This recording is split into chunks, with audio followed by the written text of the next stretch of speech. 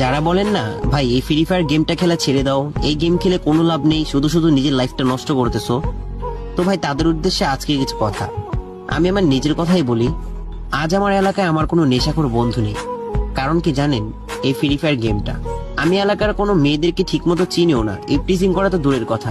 কারণ কি জানেন, এই ফ্রি ফায়ার গেমটা আমি এলাকার কোনো মুরব্বীদের সাথে বেয়াদবি করি না।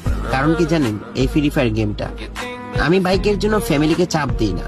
কারণ কি জানেন, এই ফ্রি ফায়ার গেমটা আমার যখন মুড অফ থাকে আমি সরাসরি গেমে চলে যাই, তখন আমি সবকিছু ভুলে আবার আগের মতো হ্যাপি হয়ে যাই। কষ্টের সময় আমার পাশে কেউ ছিল না, শুধু ছিল এই ফ্রি ফায়ার গেমটা। আজ যদি আমি এই গেমটা খেলা ছেড়ে দিই তাহলে আমি কি করব?